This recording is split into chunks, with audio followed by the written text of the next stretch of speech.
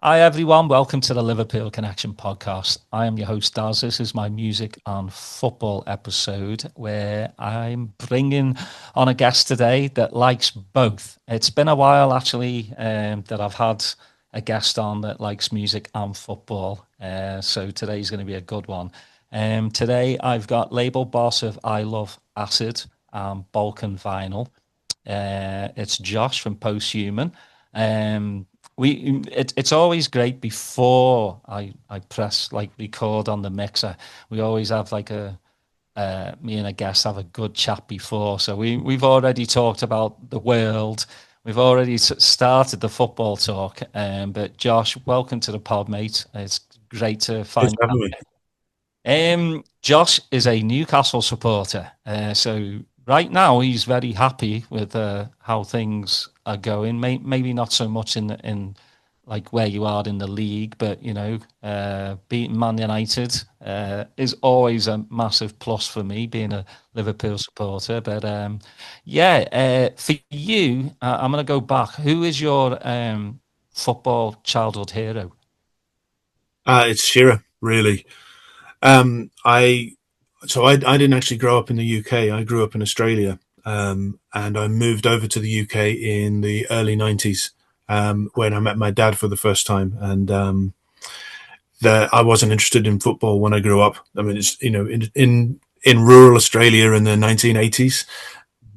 Football, as in soccer football, was just not a thing. It was all rugby, but I wasn't really a big fan. I kind of followed the Balmain Tigers a little bit um, when I was younger, but I wasn't really that interested in sport. And then just after I'd moved over to the UK to Darlington in the northeast, a pal of mine took me to a Darlington versus Hartlepool match, and it was just fucking raucous, basically.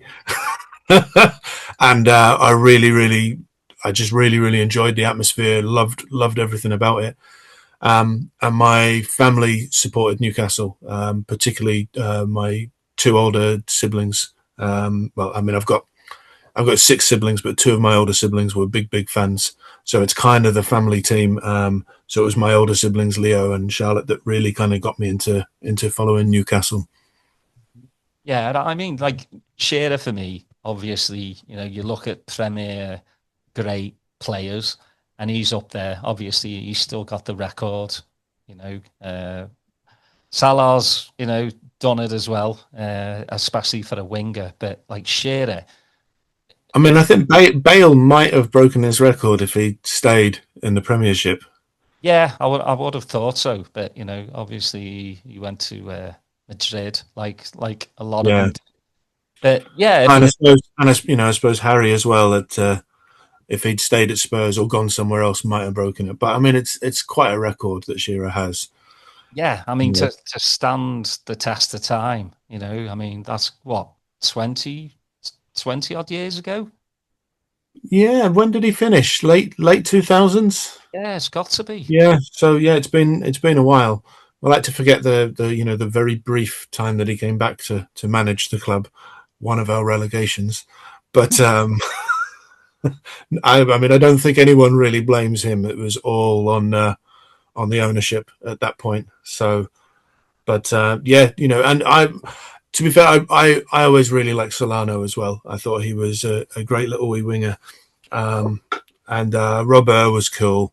Um, but yeah, I think Shearer's just I mean, the ultimate number nine centre forward of the kind of style that really Haaland is probably the first similar style player that's been in the Premiership for decades. Yeah, well, I mean the physicality, back then it just seemed football's changed so much now, Josh. Just because you can barely touch a player and they go down, and but back then, I grew up on football where if you got hurt, the magic bucket with the sponge comes out, and that's it. That's it. You don't need to roll around 20 times. And it would have to take somebody's arm falling off or their leg falling off to actually go off the pitch. True, but I mean the thing is though that the skill and the finesse that you get now is much higher. So because the other thing that came of that time was that you would just have cloggers in a team, and if there was an artist, they'd just kick them to pieces and not really let them. So we're now kind of spoiled with some really amazing technical play. So while it's not got the kind of the rough and tumble that it had, it's got something else, and it's so much faster now as well. Yeah. I mean, it is, but like you look at the distances that players run per match now as well. It's way more athletic. I know we always hail like the great teams like Brazil 1970 and what have you, and they would. I think that like Burnley today would take apart Brazil 1970. There's the sheer level now of the speed and the physicality of it puts all those years to shame. Although half those players were coming off the pitch and having a fag. So yeah, that's what I was about to say. Or having a pint. Things have changed so much, but you have got to tell the story. And you know what story I'm going to ask you is you trying to sell. Yeah. So I love that. So it was it must have been just over 20 years ago, and eBay was like a brand new thing on the internet. It'd only been around for a couple of years. And Kieran Dyer had a fight with, I think it was Woodgate. Oh, that's it. Yeah, Lee Boyer. Yeah. And like Newcastle had been reduced to 9 players or something, and he'd been sent off for fighting with his own teammate, and it was just ridiculous. And I was I know, it's like 22, 23 years old or something, and I put Kieran Dyer up on eBay for sale, just as kind of as a joke, but no one had ever done that before. And there ended up getting loads and loads of bids, and people were built, and it sort of got into the millions. And then I started getting, phone calls and stuff from newspapers, from the Sun, who I didn't respond to, the News of the World and the Express, and all of those kind of things. And it was covered in all the papers. But then someone asked him on Match of the Day what he thought of the eBay sale, and I was like, yes. I mean that's got some balls. My 15 minutes of fame. I mean that's some balls to put him up there, especially just getting bids on him. After that, a whole load of people did it. It was like it then ended up with a flurry of people putting up footballers for sale and other sports stars and celebrities and what have you. And then eBay made a big statement and about terms of service and stuff. It was still, eBay was still pretty brand new. The internet was still pretty iffy. Oh God, I don't know. I'm sure someone will be able to look up the date of when that fight happened, but I think it was 23 or 24 years ago. Yeah, I think so. I remember it clearly because it was against Villa, I believe. Yeah. Because Gareth Barry was playing for Villa, and he got in between them. I don't actually even remember who I know we lost. But I mean, it was just so embarrassing. Like when you turn around, like the play was going forward for you lot, and then all of a sudden I see those two like just smacking each other. Well, I think it was because he was annoyed he wasn't getting the ball passed to him. Yeah. And they were obviously all frustrated because I think a player had already been sent off or something, or it was already going badly, and then he just lost his shit and punched Boyer, and then it all just went. Anyway, it's just one of many embarrassing parts of the history of Newcastle. Yeah, I mean, between us and Newcastle, we've had some amazing matches, over the years. Yeah, well, everyone always brings up the 4-3s, but they all of those amazing matches all went Liverpool's way, so I'm not really that bothered about them. Well, I mean, the last season, I prefer to think about the 5-0 demolition of Man United, where Roy Keane got sent off because what was it? He tried to threw the ball at Shearer, and Shearer said, "Oh, do you want me to sign that for you, son?" And then he obviously lost it at Shearer and got sent off. Those games for me are better than losing 4-3 to Liverpool. I mean, who cares? Yeah. Well, you beat us last season in the League Cup final. Finally. Yeah. And I have a couple of Newcastle mates, and it's hard to take when you lose. You get to a final, and we were the second best team in that final. We deserved to lose. We just didn't put it together like we should have. And But if you're going to losing to a team that hasn't won anything for 50 years is better than losing to Arsenal again, or Man United again, or Man City again. It's in the same way that I don't think anyone begrudged it when Leicester won the Premiership.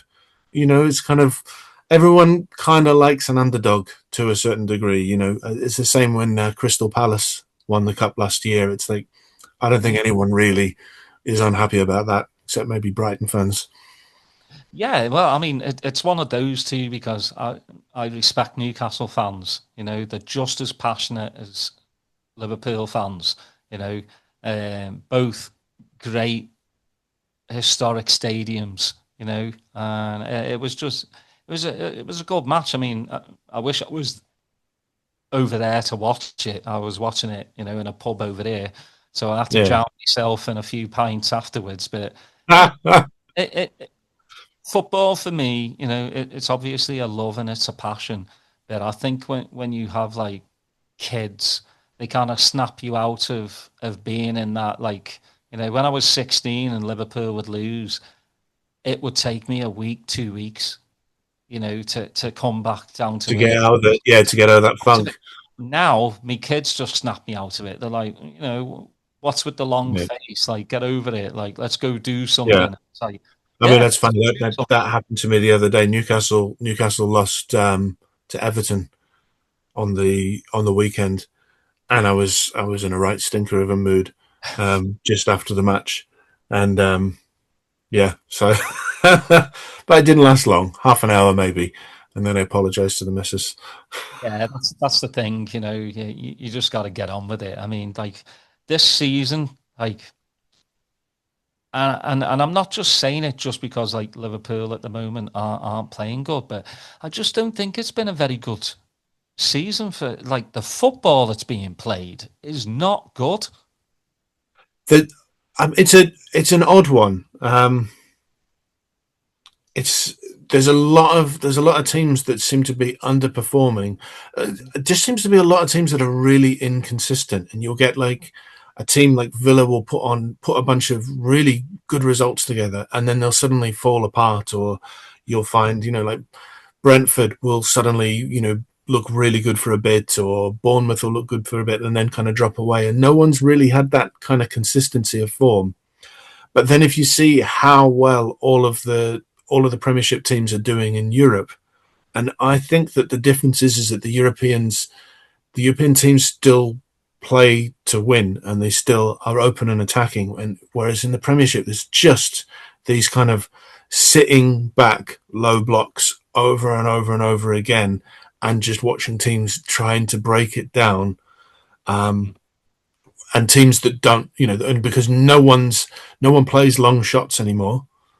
No one plays two up front anymore. So there isn't anything to break up because everyone's kind of doing the same thing. Everyone's copying Guardiola and doing that same kind of thing. It's just when you're watching one team and they're just sitting with a low block and the other team's trying, it's boring, you know? Yeah. Well, they're just waiting for the counter attack. That's it. They're, Yeah. they're waiting. That's I don't know. I mean, that's the thing. When Nottingham Forest kind of surprised everybody last year when they played with Chris Wood up front, not fast, but just like a big target man, and then two fast wingers lobbing in crosses. And it was almost like, no one kind of knew what to do with it because they suddenly started playing a very different tactic, an old tactic. And it kind of worked for them. But then obviously Wood got injured and they changed managers, and then they've just turned into another team doing the same thing. I genuinely think that like Man City with Haaland, it would be imagine if they did 4-4-2 with him and put someone small and fast, little and large up front. That would. I mean, I'd love to watch that, even though I hate Man City. I'm the same. I'm still waiting on those charges. Yeah, it'll be a they're while. never, they're never coming. There's too many brown Man, envelopes. Man City will get a FIFA Peace Prize before that happens. Yeah, I would think so. But yeah, I mean, we'll see. I can't believe there's only basically a few games left in the league. But we're all in the Champions League. Well, this episode will probably go out after the next round, so we'll see if we're still. So yeah. See if I mean I You've can't got see you. Barca, right? We've got Barcelona. Yeah. Yeah, Um, that's I tough. can't see. I can see maybe doing all right at home, but away. I mean, because half the team's still injured as well. I mean, Bruno's out, Botman's out, Shah's out, Tino's out. There's like, and then we don't really have. I mean, I don't know what's happened with the strikers that we've bought, but it's just not worked. Wissa hasn't done anything. Waltemada got a few goals at the very start, but then it just seemed to dry up, and then he got moved into midfield, and it just doesn't seem to work with what the team's about. Like Howe's teams are kind of fast, high energy, high press, and he doesn't do that. So you don't really know where he fits in the team. For 80 million, it's Yeah, it's a bit of a waste. Yeah. But Newcastle were obviously scrambling after the whole saga with Isaac going to Liverpool, where he didn't do anything and then got injured, didn't he? So has he actually scored yet? Yeah, he scored against Spurs, and then immediately after he scored, he got his leg broken. It's just one of those. I mean, I don't really like how it all went about. I'm not about somebody like going on strike to get a transfer. That didn't sit well with me. But we've got him now. Wissa kind of did the same to come to Newcastle. Well, that's what I was trying to tell some of my Newcastle mates as well. I was like, look, you're having a go at us, but Wissa's doing the same thing, and you're all right with that. But I mean, you got quite a bit of money from us, so I think we'll see the best from Isak next season. Obviously, he's starting to run now. He should be training with the team, I think, in the next couple of weeks. Probably won't see him till mid-April. I mean, he was great at Newcastle, but I think people underestimate how much Jacob Murphy played in that. Well, the system. Well, not just the system, but particularly Jacob Murphy, who, if you watch, all he does is he runs and puts a cross in without looking. That's literally all he does. It's just straight away run cross, and that was really, really working for Isak. And he was, I mean, I think he got like 8 or 9 goals just from that exact same move over and over again. And it, who plays in that same spot? Salah. He doesn't really do the same kind of move. I mean, does the Liverpool even really have that kind of a old, classic crossing style winger? It's not really anyone that does that, is there? Not winger, but we've got Robertson, left back, who puts in, and obviously Trent. We used to have Trent who used to put him in there, but we'll see how he does next season. Do you think Slot will still be there next season? That's a very good question, mate. I'm just one where, like, you've got these people like get him gone right now, bring in Stevie G as an interim. This is some of the stuff that's coming out, and I'm just going, no, thank you. Stevie is a legend on the pitch, but he didn't. He might do as well for Liverpool as Shearer did when he came in for Newcastle. Exactly. It's just like some of the stuff that's coming out. I'm just like, give him till the end of the season, see where we're at. Did we make top 5? Because top 5 will get you Champions League this season. A good run in the Champions League, a good run in the FA Cup, and then just look at it then. Like, it's just, you know how it is. Online, people just like, I mean, they're calling him the bald fraud. It's like, what is it with these names? You can be critical of a manager, of a player, without calling them horrible names. Just go, his tactics were wrong, but bald fraud, or now it's Cody Gakpo, who's as useless as a Yeah. used I mean, tamper. there always has to be a kind of pantomime villain, doesn't there? Yeah, and it just I'm not very reactionary when it comes to stuff like that. I mean, I think we live in a reactionary world where these podcasts, like Yeah, Arthur bloody Keep podcast, man. screaming at the screen, and overreacting, or after the game just going, this player needs to go, this manager needs to go, and all this. I'm more like, okay, we'll see how the season pans out, and if he hasn't done the job that he's supposed to do and get us top four and this, then we'll look at it that way. And when you're a team like Liverpool, you want to be challenging for the title every single season. I get that.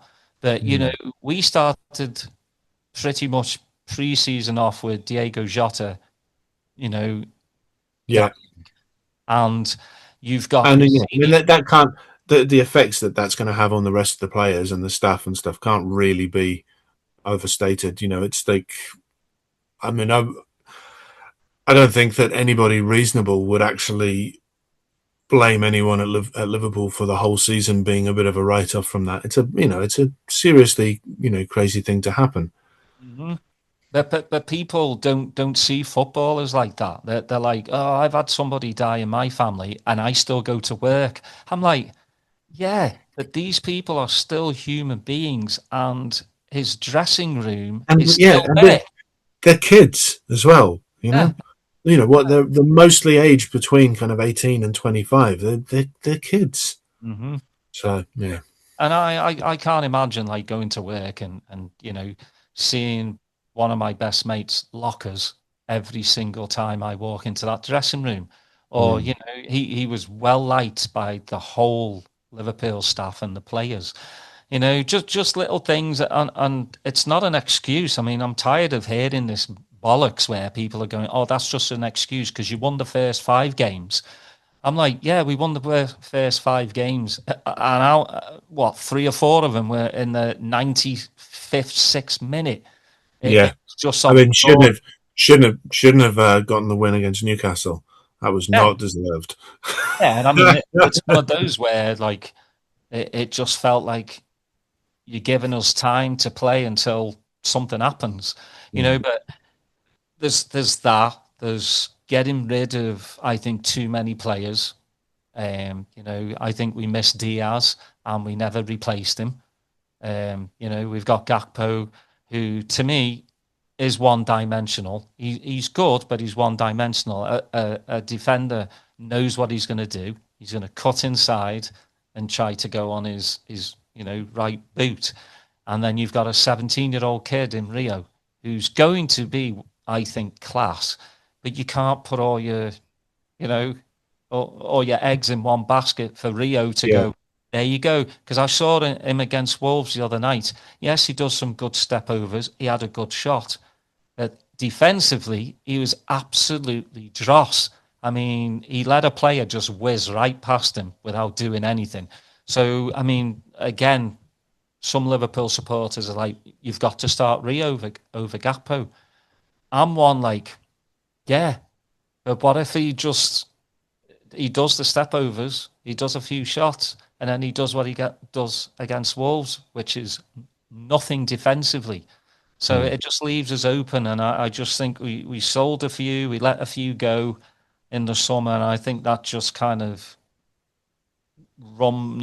tumbled all the way down, and that's why we've been inconsistent, and it is frustrating, and when your team isn't doing well, and I'm sure you're the same, you look at how, because he is. Yeah. I mean, to be fair, Newcastle have been haven't been great in the league. Doing all right in the cups. Well, until I mean, apart from drawing Man City everywhere we go. I mean, I think there's a possibility we could play them 7 times this season if Yeah, we also get them in the Champions League. It's like um, generally kind of. I think most fans are kind of all right with where it's at. Doing pretty well in the Champions League. There's been a lot of injuries, and considering that there's not this whole situation with the strikers. I don't mind what happens this season. Really, Europe would be nice, but sometimes you just need a season of consolidation. yeah. Well, I'm kind of the same with like I said, with everything that's kind of happened. If we get top five, if we get Champions League for next season and good runs in the cup, I'm gonna be all right. We can go again. It's just we've got the World Cup to deal with as well. So I'm just hoping that players come back. If it goes ahead.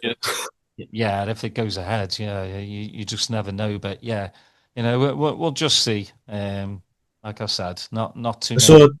So Trump says he doesn't actually even care if Iran even come to the cup. That's a good start. Yeah, yeah. The FIFA Peace Prize used to mean something. It did, didn't it? Yeah, it's just and again, we could have a whole another episode just on that. And do you think that he'll do the same as he did when Chelsea won the club champion thing and get in the lineup with whichever country wins? Of course he will. Of course he will. Yes, yes. He'll be the first one to hoist the World Cup. I guarantee it.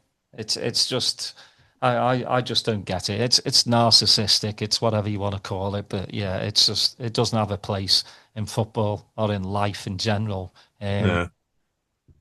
Now we've done the footy talk. We've got that out of the way, which is always good. Now the music. I always like to know from you guys, like what was playing in your house as a kid, and did it have like any influence, in musical tastes? Not a huge amount in my very early childhood. There would be my mum would listen to stuff like I grew up with my mum in Australia, and she would listen to stuff like Eurythmics and whatnot.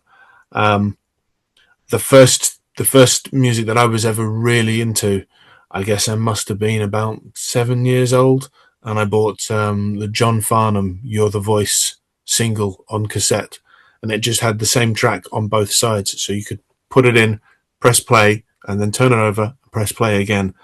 And we were living in Sydney at the time, in like a little sort of 1-bedroom kind of apartment that was the bottom half of a house, and there was a bunch of people that lived upstairs, and I used to just play the tape on repeat over and over and over again. And so the guys that lived upstairs, they gave me some cassettes to try and just to take that track off loop. And I think it was Led Zeppelin and AC/DC and Iron Maiden. Maybe there was like some Roxy Music, that kind of stuff. So that was one of the first mixtapes that I ever got, and sort of bedded me in for what I was really going to get into in my childhood. And I went from there till I was about maybe 10 years old. And my best friend at school, a lad called Henry, played me some Metallica, and I was like, oh, what is that? So from there it was like I started really getting into heavy metal. And in Australia there was when the television finished at the end of the night, there was a thing that would come on called Rage, where they would just play music videos through the night, and I used to sit up. We lived in a shared house. I lived with my mum. I didn't live with my mum at this point. I lived with my mum's ex-boyfriend, and the shared house that we were in had a television, and so I would get up in the middle of the night with my kind of blanket over my head and my tape player, with the microphone in plugged into the headphone socket out on the television, and a cassette pressed on with record and pause, and just sit and watch all night and wait for them to like put some heavy metal tracks on, and then unpause and record it and stuff. And from that, that's where I kind of discovered people like Prince and stuff. just staying up all night and listening to music from the television and recording that. So that was kind of really my childhood was sort of still discovering music in a there was where I lived in rural Australia, there wasn't even record shops really, so it was very hard to get hold of music. So it was kind of mixtapes and things passed on to people. So that was my childhood metal. Yeah, mine was heavy metal through me dad, Ozzy, Black Sabbath, and then my mum was soul, Elvis, rock and roll. So I had good, and then older sister was all synth pop. So I kind of had, all like a triangle of amazing music that I grew up with. So was it when you moved to the UK was more of like, That's yeah. I mean, that's where. So when I was 12, so I guess this is the very early 90s. I left Australia and I moved over to the UK. My dad lives in the UK. I'd never met him, and that's when I met all of my siblings. So I'm one of seven, but they're step and half siblings. Um, and that house in Darlington was a house of music. There was kind of it was just a Victorian terrace house, and kind of on every floor and every room there was someone would have a tape player playing, or there'd be a records playing downstairs. It was like a real sound clash kind of house. And my dad was very much into soul music, but also blues and world music, lots and lots of particularly African music. Um, kind of like Senegalese pop and just Zimbabwean stuff, just all sorts of music.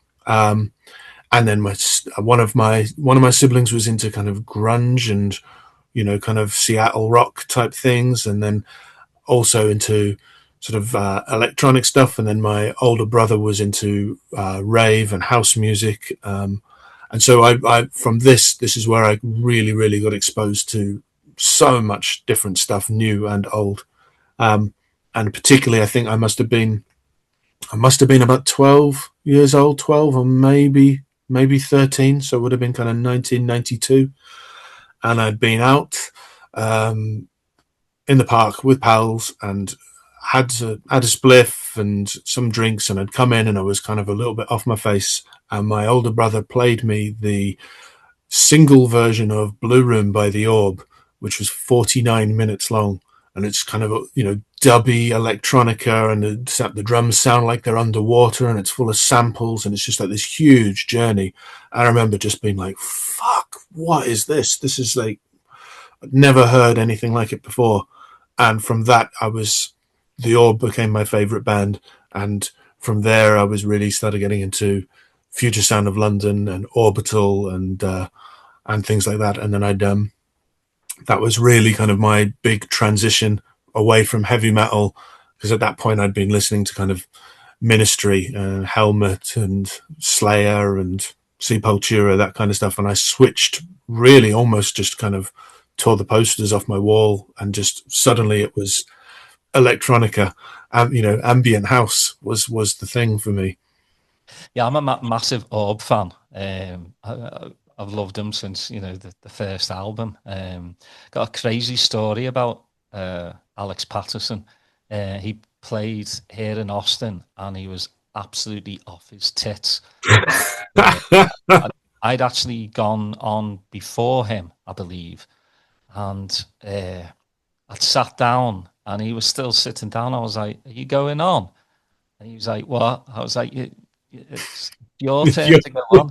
And he turned to me, and he just gave me this really weird look, and then he bit my shoulder. And I was Okay. like, "What are you doing?" And he's like, he told me later on, like when he kind of calmed down, he thought I was a giant apple.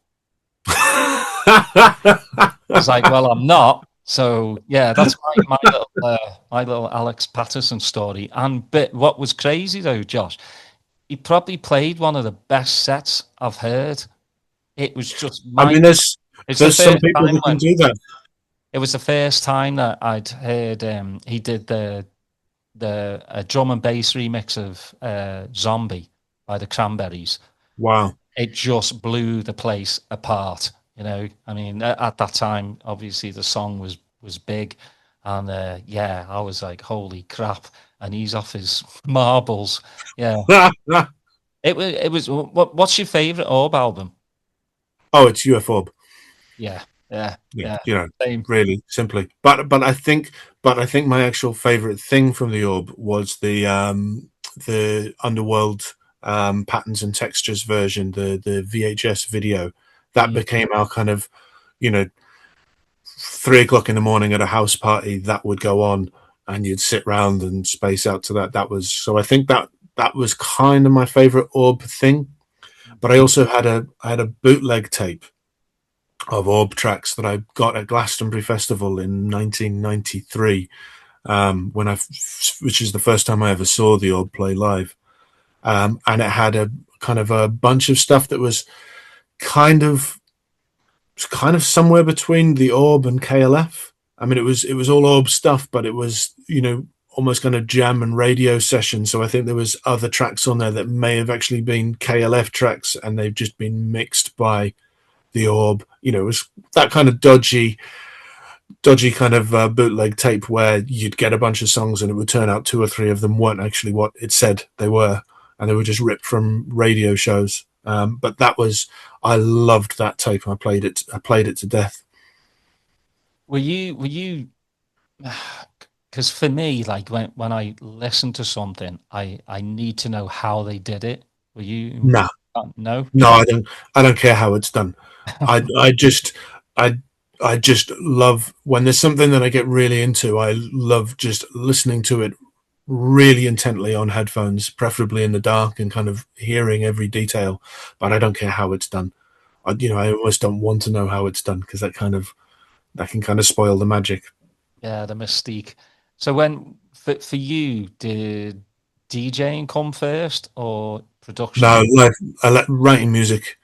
Mhm. So my dad had kind of a antiques bric-a-brac furniture type shop in Darlington called Rotten Swindlers, as in Great rot name. and Great name. swindlers. And he'd traded some speakers for a four-track and a synthesizer and a drum machine, and they had them in the attic. And he gave them to me when I was, kind of 12, 13 years old. It was an old Fostex 4-track and a Yamaha DX21 and RX21, which is kind of the matching drum machine. And I started writing electronic music, and I would had a paper round, and I would save up all of my money from that. And we used to get a quid each day to get the bus into school and then to pay for school dinner. And I would get up early and make sandwiches, put them in my bag, and walk to school and save up the money, and then just spend it all on blank tapes and guitar pedals and MIDI cables and stuff, and sort of built up this old, old school analog, 4-track studio in my bedroom. I remember saving up and part exchanging the RX21 and getting a Roland R8 Mark II, which had multiple outs, so you could start putting effects on different drums, and you could take the drum sounds you didn't want and assign them MIDI notes. And then so I had a rudimentary sequencer from that, and then I would sequence the DX21 and put it on split keyboard, so I'd have two different sounds, and I'd be able to suddenly have all these different drums and synths happen, but then bounce them to one channel on the 4-track and still have three more channels to kind of do more things without the quality disappearing. So I was really kind of the hardware music geek. My cousin Rich, who's the other half of Posthuman, he was the DJ. He was collecting vinyl from when he was a teenager. So he was the DJ, and I was the hardware live music guy. So even with Posthuman for years, it was for me, it was a live. We do live sets, and it was a live approach, and the DJing kind of came out of that. Although now it's nearly all DJing. I guess I'm DJing 30 or 40 times a year now, so it's all DJing now, but it came from being live. Now, for the live stuff, is it all analog or what's the setup? Well, it was to begin with. It not analog kit. Some of like the Yamaha DX21s are it's a FM synth, and But if you want to say analog as in if it was hardware and not computers, then yes, I got my first computer sequencer when I was, I guess, 18. I must have been, and I got lent. It was lended to me an Atari ST. I think it was a 1040 that had maybe Cubase or Cakewalk on it. I can't remember. Maybe I think it was probably Cubase. It was just like an old MIDI sequencing piece of software. I'd left home. When I was just after my 17th birthday, I think, and I'd still been writing music. And there was a guy in the town in Darlington who was kind of the music production guy. He had his own recording studio, and he looked after bands, and he did session work for people and stuff. But he'd had a band come through his studio that he'd then changed the name of the band and worked with them and written a bunch of songs with them and kind of turned them into a pop band, and then sold them on to like EMI or someone for a huge chunk of cash, which he got a lot as the producer. And then they went on and had a couple of really big hits. I think, a couple of top 10 hits, and that he'd written the tracks. So he was then getting the money from that. So he was, the kind of the big music production guru guy of the town. And he wanted to start a new pop act, kind of electro pop, even though this is maybe 1997. But he was kind of talking about what would end up being that kind of Fisher Spooner style electro pop thing, and that was what he was aiming for. And someone had told him that there was this kid, that was me, that that did synthesize and stuff. So he lent me some equipment, including a sequencer, and then put me in touch with this a girl who was a singer.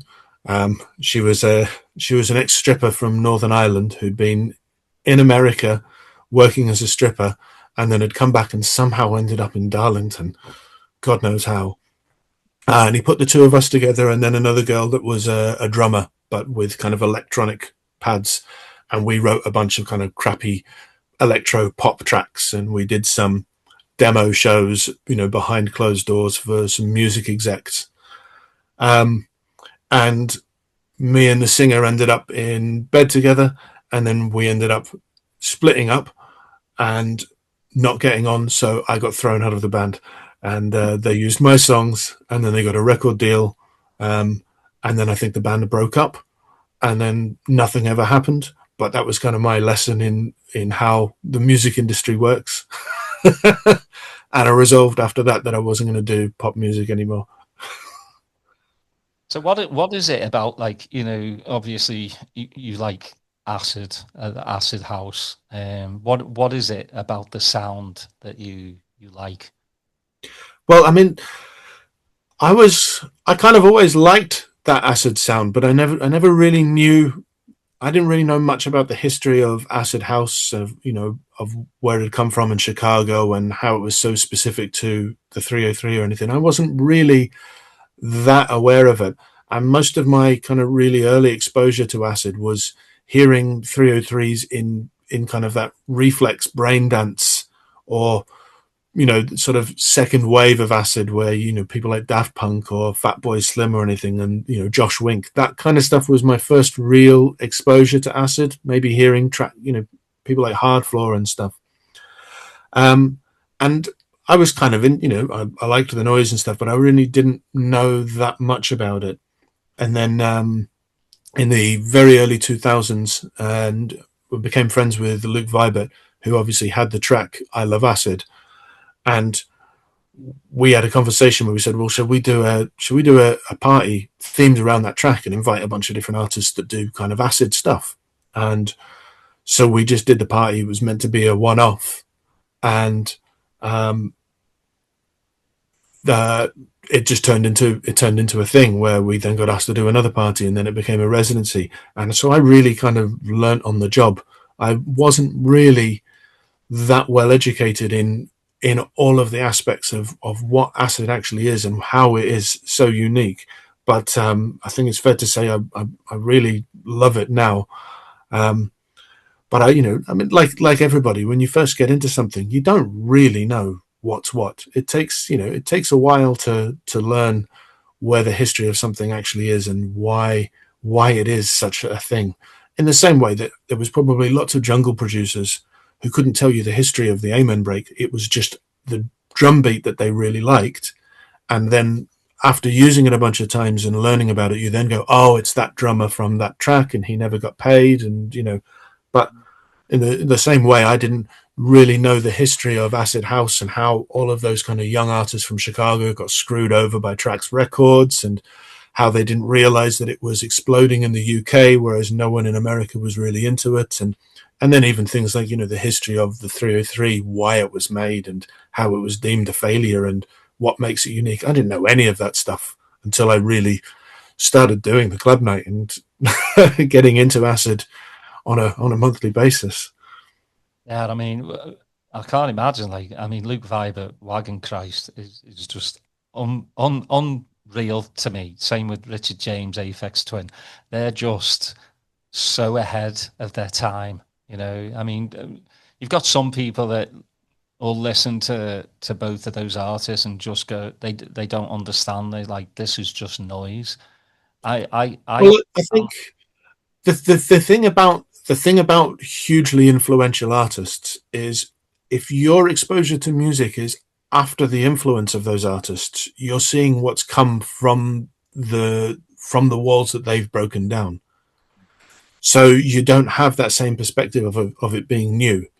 In the same way that when you hear something now, but because you've been exposed to it in the general ether of things, you will hear a drum and bass track on an advert for fucking Heinz, and it's like it's part of the mainstream. So it doesn't seem like a revolutionary thing. So if you then played like some really early jungle or really early drum and bass to somebody who's already been exposed to that, they're going to go, well, that just sounds like the thing. But if you're there when those things happen, you kind of go, what the fuck is that?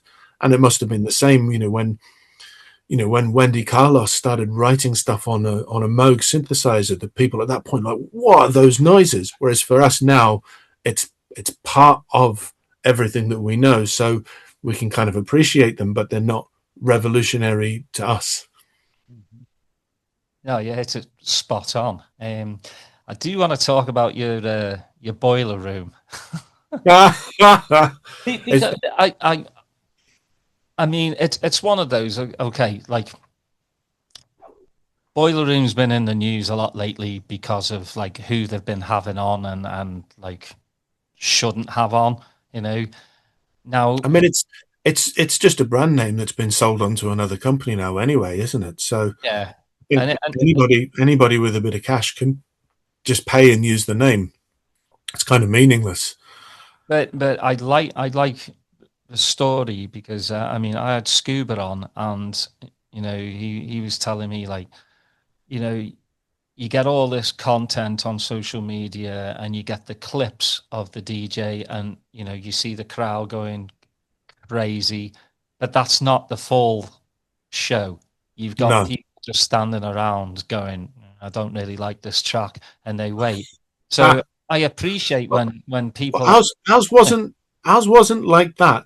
Because so I'd been to a few boiler rooms when they first began in London. They were in this like tiny little kind of rundown room space, and there'd be like 20 or 30 people there.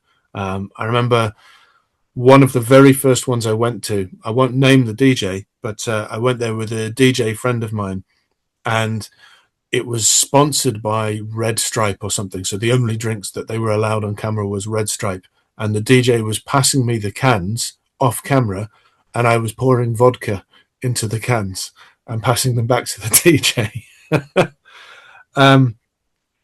So I'd gone to a few when it was like very, very small and very, very early on, and I thought, I liked the concept. I didn't really think too much about who it was that was behind it. Obviously, we now know that it was, moneyed people coming in, as they always do, vultures on culture. But at the time, it didn't really cross my mind. It was just some people doing video streaming. And at that point, video streaming was quite new. So I'd been to a few that friends had played at, and I'd kind of enjoyed it. But they were more like house parties. There'd be like 20 or 30 people. And then it kind of exploded. And I think there was a few kind of real big moments where one little sort of 30-second clip of a DJ would just go massively viral. Like I remember there was a big one with, I think it was Sherelle, and there was a spin back from the crowd, and then everyone goes nuts, and it kind of almost looks like a hip hop video with everybody around them. And it suddenly exploded, and everybody wanted to do a Boiler Room show. It was a real big deal because it could make or break your career. And the first time that Boiler Room got in touch with me, they said, "Oh, we want to do an acid Boiler Room." And I was like, yeah, absolutely. I'd love to. And they were like, "So we'd like to get Luke Vibert and Ben Sims and blah, blah, blah, blah, blah. And we know you know them all. So would you be able to sort that out for us?" And I was like, yeah, and me, obviously. And they were like, no, we don't need you, just all the people that are part of your crew. And I was like, well, no, fuck off. I'm not going to do an I Love Acid Boiler Room and then not have me or my resident Placid play. It's like, it's that kind of thing of like, we want your mates who are good at football, but not you. You can go and goal.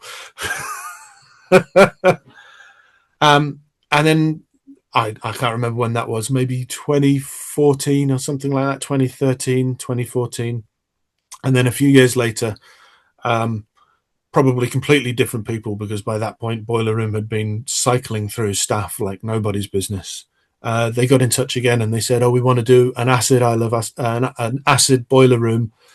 We're going to do it in Manchester, and we're doing 2 days. And one day we're going to recreate the classic swimming pool thing with a guy called Gerald and John Da Silva, and then we want you to do the other one." And so I helped suggest the lineup, and I was like, well, we'll get CFAX to do a live show, and we'll do a live show with this new singer that we've got, this guy called Josh Cafe. And I was like, and there's a kid called Stephen Simpson, who's really, really good DJ. And then we get someone classic, and I think we ended up getting Tyree Cooper, I think it was, that we got in. So it all was looking really good. And then they were going to do it at Gorilla in Manchester. And so we travelled up to Manchester for this show, and they'd set up the stage in the middle of the dance floor, which, you'd kind of assume that's what they'll do so that they can get people behind it. But they'd sold tickets, and they'd completely sold the capacity of the venue. But then they'd set up the stage in the middle of the dance floor, and then there were no monitors. So you were trying to play, but you had the main sound of the club around you, the kind of echoey, boomy. So the DJs that played train wrecked every single mix. No mixes were tight. You couldn't mix in there at all. It was boiling hot and absolutely rammed. And it had been sold tickets, public tickets for Boiler Room. So it was just full of people that wanted to be on Boiler Room. Not that cared about acid or anything like that. Didn't care about the lineup. They just wanted to be on Boiler Room. So everyone is trying to pile to behind us in the club so that they can be on the camera. It's so crowded and so hot. There's no drinks riders. There's no water or anything like that. And we're boiling and we can't hear what we're doing at all. And so we tried to do this live set. It was just kind of 2 303s and Ableton, and then Josh Cafe on vocals. And Josh Cafe couldn't give any monitors because there was too much feedback off the microphone. So he was singing completely, not being able to hear himself at all. And we couldn't really hear the 303s properly. So we didn't realize that 303s were out of tune and that Josh Cafe was also out of tune. It was like unlistenable. It was so bad. And about 20 minutes in or something, I remember Josh kind of saying to me in my ear, he's like, I got to get out of here. This is just not working. And so we kind of switched and just played tracks without vocals for the second half of the set. It was a thoroughly unpleasant experience. And then afterwards, when we saw the stream was just full of comments of people going, "Oh, what is this? This is shit. Get rid of the MC." Oh, all this kind of stuff. So for years and years, when people would sort of say, "Oh, if you've got a boiler room set or anything like that," I just go, "No, no." Never used it in any promo. Never tell anybody about it. Just forget about it. Well, I mean, you live and learn, and that's the thing that I appreciate. Like talking about it, because it's not all champagne and caviar and all this, and there are moments Well, in far from it. yeah, there are moments, in your in DJing and in live sets that things do go wrong, and it just sounds it was more on them than you. Yeah, I mean, it was on them. There you um, go. the guy that we were dealing with for Boiler Room for that was a really, really lovely guy. I'm still in touch with him, actually. He's not a Boiler Room anymore. It wasn't his fault. It was just, it was the machine of it all. And, it was just what it was. So, it's fine. Next. Yeah. Yeah. So You move on to the next thing.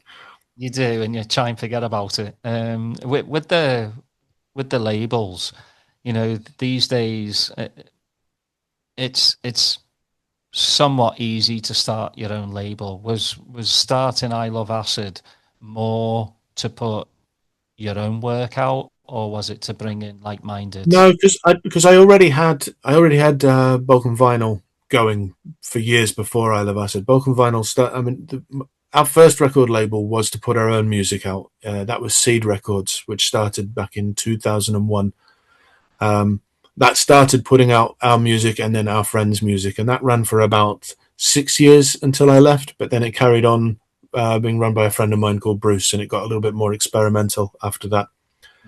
And then I worked for B12 Records briefly when they kind of came back together again in the mid 2000s after disappearing in the 90s.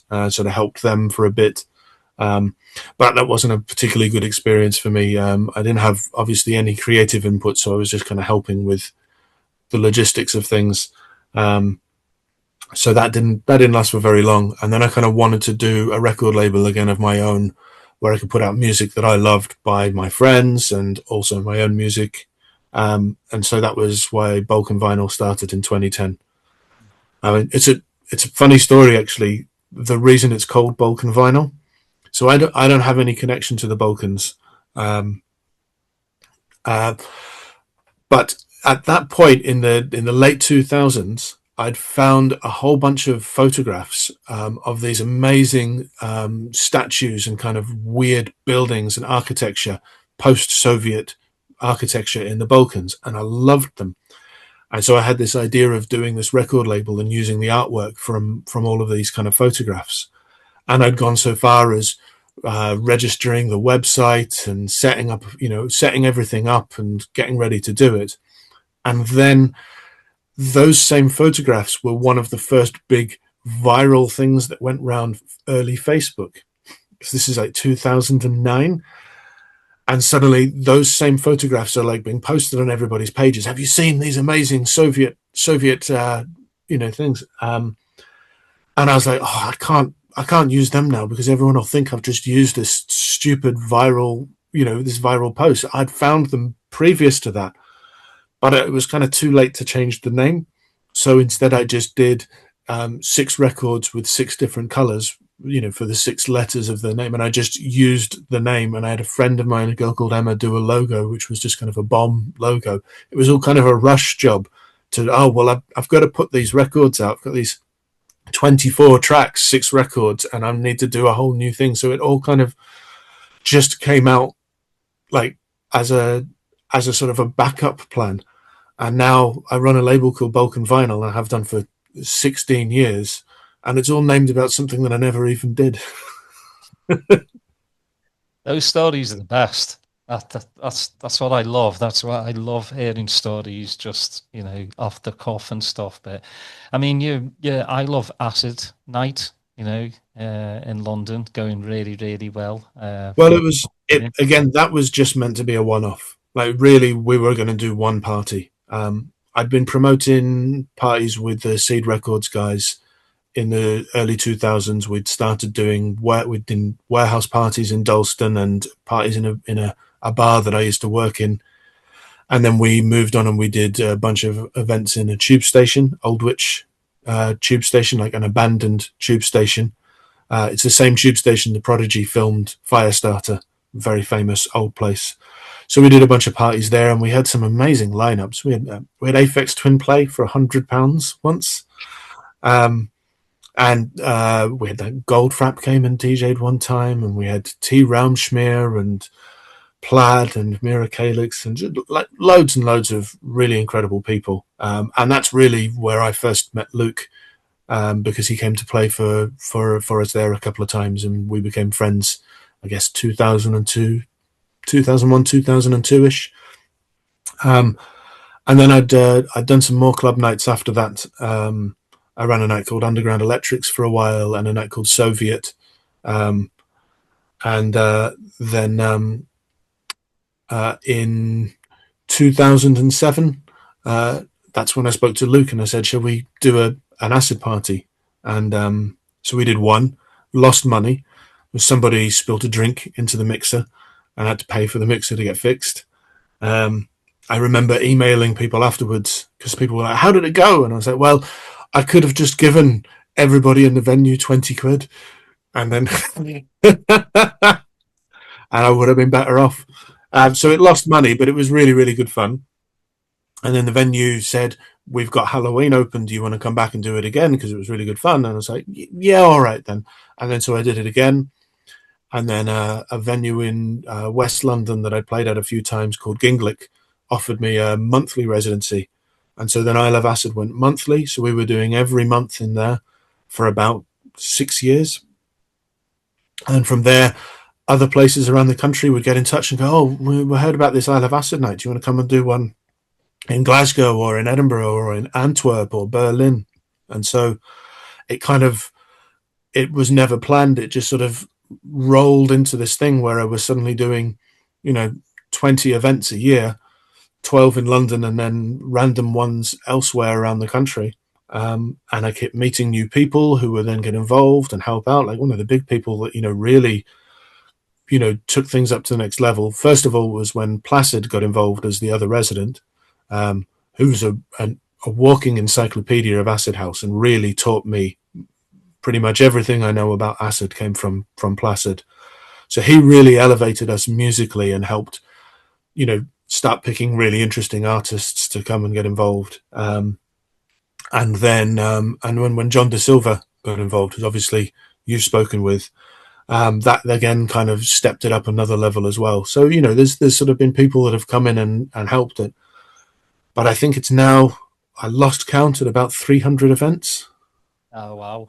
So, it's on a good year, there'll be maybe 20, 25 parties. On a normal year, maybe more like 10 to 15. But it's, aside from obviously COVID year, it's been pretty busy for the last decade or so and just all over the world, Is it tough to keep it fresh? No, it's easy. Because it's not a retrospective night. Like it's not, there's acid house nights out there that are just the classic acid tracks and the same old DJs and stuff. I Love Acid isn't like that. Because acid is just a sound, it can be electro, it can be breaks, it can be house, it can be techno, it can be kind of chilled. And, there's a lot of people doing lots of different things with acid. So it's a broad palette to work with. And there's always new people doing things that, I'm always hearing new stuff and trying to book new artists, and then I've got some old artists and regulars. So no, it's not been hard musically keeping it fresh. And our punters are generally very mixed. We had a lot of young kids coming to parties. I mean, we're now at the point where there are people coming to I Love Acid parties who weren't born when we started. It's very regular that there'll be a whole bunch of 18 and 19-year-olds at the events, but then also older punters as well. It's a very mixed night, kind of, it's straight and queer and young and old, and it's heads and just new people. It's a real mixture of a night. So it's the only thing that's difficult is I I've never really tried to make it a big brand thing and take that step up to doing huge stages and big acts and stuff, because then that would require getting a team in and becoming more corporate and dealing with big agencies and stuff. I've kept it at the same kind of level. Most of the parties are a few hundred people in small clubs, underground acts, and so by not doing that thing of trying to make it bigger has kept it easy to do. I'm sure we could have gone down that route. The nights, the big nights that started off as a small night and are now like juggernaut brands, and they've got teams managing them, and the people that are doing the bookings don't even know what the music was originally and what it was about, and they lose everything that they're about. I fucking hate all that corporate shit. You know, Yeah, well, cost control as well for tickets. Like uh, um, as well as over here, the UK, like everybody's going through a hard time. Money yeah, and our keep. nights are still cheap. It's normally 10, 15 quid in, a little bit more when we do America, because the prices in America are higher for clubs. But it's still will never be one of those. There will never be VIP tickets or big prices or any of that kind of stuff. And I'm never going to book artists that want huge fees and big fucking complicated riders and stuff. And though we do get some very big artists coming to play, but they come to play for a lot less than they normally play and at smaller clubs, because they know what we're about and that it's going to be a genuine real crowd, and they have a really good time. So And love for the music, yeah, well, which, it is. It's the love of acid. yeah, which I think, as we were talking like off camera, things have changed in this world where, there's plenty of acts of DJs that are not about the music. It's about, the facade of looking cool, and it's wrong. I've grown up in this culture, and to me, the DJ was always in a corner, like or as But long as you had a good sound system, what was coming out the yeah, speakers was what I cared about, not how you looked behind the decks, not how you danced. absolutely. But my favorite club night of all time was a night in London called Wang, and it used to be at the premises in Hackney, which was just a doorway on the street. It was a studio complex, not even a club, and it was 3 rooms. One room would normally be electro and techno. One room would be dub, and one room would be kind of breaky electro type stuff, or thereabouts. And you'd never see the DJs. They would be in the corner. There would be camo netting over the booth. The dub room would just be spliff smoke and a light in the corner where the turntables were, where there'd just be a guy sat in front of a wall of speakers sticking on sevens with a dub siren, and that was it. I mean, it was just the best night. It was the best club night. And saw some amazing DJs there, Weatherall and Tenniswood, and people like that, Mark Broom and stuff. But it was you didn't even you didn't even ask who was going to be playing. You didn't care. You just went to Wang. It was a party. You go into the courtyard area where there was this little courtyard, and they had a bar that was just plastic bins full of ice with cans of beer for 2 quid, and that was it. You go out and have a cigarette in the courtyard, and you disappear into a room, and close your eyes and dance to some dub reggae. It was just fucking amazing, and completely the opposite end of this thing now, where everyone knows who the DJ is, and you go to that DJ's Instagram feed, and it's 10,000 photographs of them, and not a mention of the music. And this DJ's up on a stage, and there's pyrotechnics and a management team, and there's a guy fucking with a camera behind him. It's just like, I think a lot of these things look more like a Bon Jovi concert than a rave. I couldn't agree more with you. Yeah, it's just different times, but if you that's why I just think there's so much in America, like the whole EDM aspect of it. I'm hoping, in the next couple of years, 5 to 10% of those people that go to these massive festivals start going more underground, searching out like I'm underground. sure. I'm And I sure think they what will. I happened, mean, 5% is maybe a generous estimate, but yeah, there's these things do lead people into to discovering more. Um, and I've done a lot of shows in America in the last few years, and there's definitely a thriving underground scene. mm, Um, I've really enjoyed some of the shows that I've done in the States. I really enjoyed the vibe at the places. There's definitely a kind of still a thriving undercurrent everywhere, really. I've had amazing shows in the last couple of years in India, in China, across Europe and the UK and America. There is definitely still an underground, and there's still that desire of a sweaty room with a good sound system, good tunes, no phones, no, posturing, and just being there for the music and the people. It still exists. This whole stadium thing, it it may be the same music or they're using the same words, techno and house and stuff, but it's as distant as, you know, a Spice Girls show is to Sepultura playing in a grimy basement when they started off in the 70s or whatever. These, it's a different thing to what we have. yeah. Lastly, but not least, any new releases on the horizon for you? We've just finished a new Posthuman album. So for my day job, I work for a vinyl pressing plant. The plant's actually based out in Taiwan. It's a Scouser actually who runs the Imagine plant. that. Yeah, imagine that.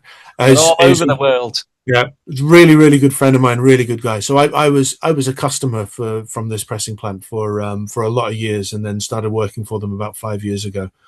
Um, and So I'm heading out there later this month to do some work on the presses and some various bits. But we have a new technique of a new kind of way of doing a coloured vinyl, where it looks more like a kind of a nebula or a galaxy. And when you see a splattered record, you'll see where the pellets were on, and then when they get squished out, and they all kind of look the same. This technique that we have doesn't have that, so you can have like little flecks in it that look like stars, and this kind of nebulaic color in the middle. So it's a new technique of pressing, and I'm going out to learn how it's done and to work on the presses and do it myself. So so me and Rich, we finished an album in time for it to be cut and plated so that it's out there. The stampers are out there waiting for where we go out. So I'm going to press. So the new Posthuman album, I'm going to be physically pressing it myself and hopefully not fucking it up, because if I break the stampers really early on, then the album will be delayed. But yeah, so So, there's a new Posthuman album on the way. If I don't mess up the pressing. is there a release date for it? No, no. No.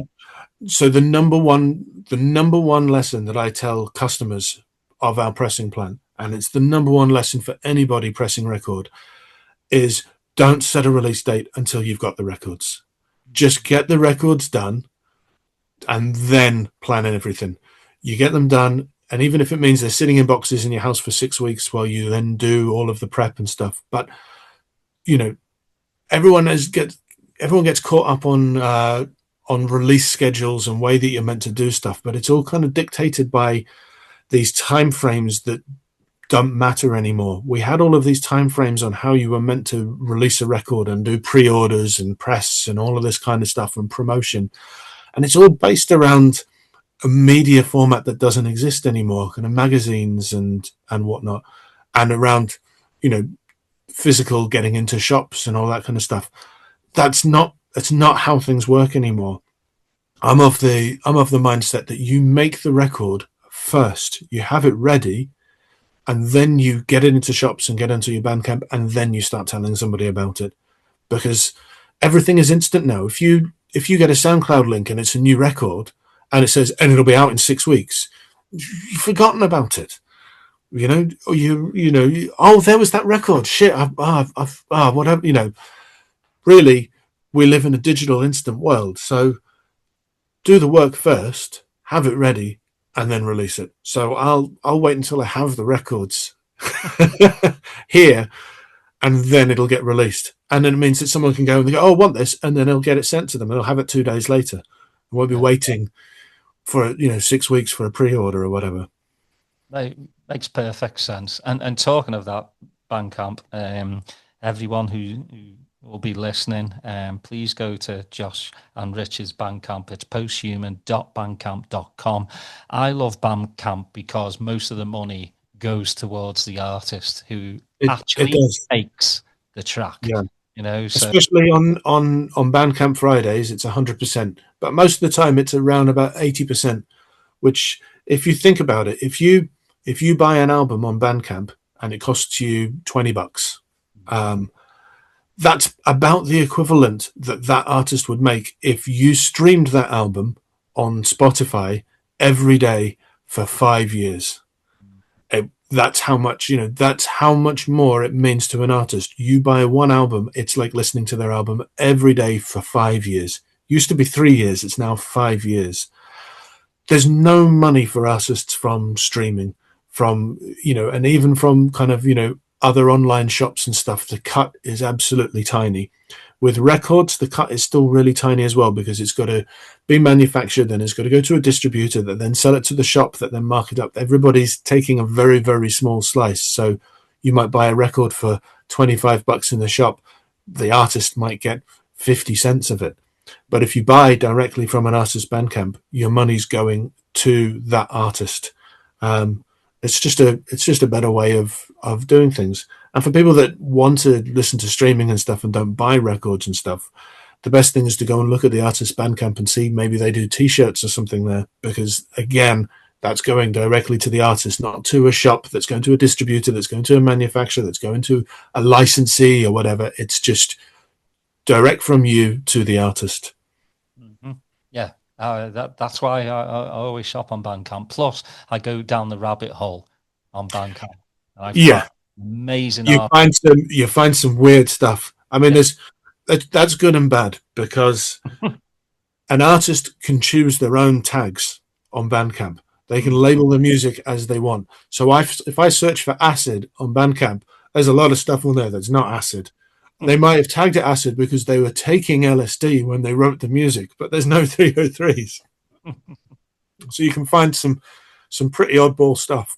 I mean, I just did a bunch of Bandcamp shopping today, actually. Bought a new bunch of things. So, yeah, I love Bandcamp. Yeah, same here. Josh, it's been an absolute pleasure to Thanks for having me.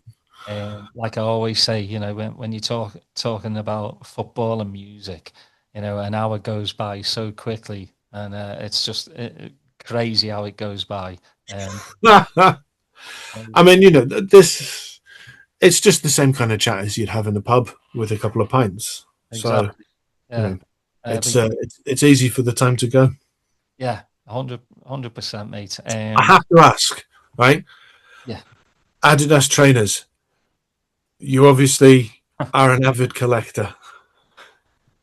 Very much so, yes. How many pairs? 260 something. But this is from a 16-year-old. My first pair was bought when I got my first check on YTS, the youth training scheme. Yep. When I finished school, I bought a pair of Adidas kick, and I've never looked back. It's just I keep the original boxes. They're all like a lot of them are vintage that I just don't wear. I know some people say, "Are you a wearer or a starer?" Sometimes I like to wear. Sometimes I just like to stare. It's just it's same with the music as well. You buy an album, right? Are you going to play that album like every day? No, you're not. No. You're going to look back at that album sometimes, especially if it's vinyl. You're going to open it up. You're going to look at the artwork. Yeah. That's. I do this with books. So I buy a book that I like and I read it, and then I keep the book. It goes on the shelf, even though I probably won't read it again.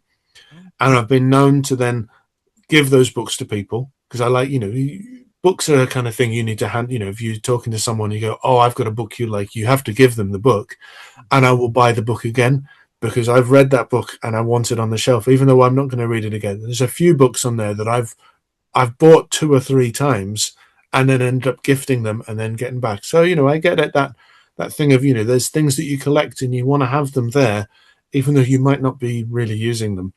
Yeah, yeah. I mean, So, my wife and some of my mates just laugh at me. They're like, "Oh, you got another pair of trainers. What's it to you?" It's just I think it's just like vinyl. I like the smell of brand new vinyl. I'm mhm. just one of those weirdos.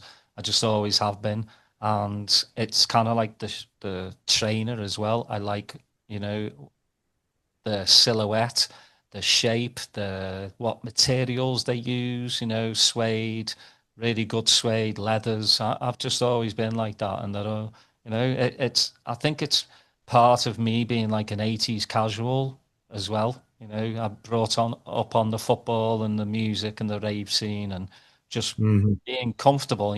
Some people will once you get past 50 years old, people expect you to wear like a tweed jacket, with a Ah, pipe, and I'm like, no, I'll wear, me trainers till I die, and I'll wear whatever makes me comfortable. It's just, yeah, it's just, I'm just one of those, but yeah, it's taken up quite a bit of the house now, with the boxes and everything. But yeah, I tell me missus, like, when I'm gone from this world, you can sell those and make sell them. a lot of money.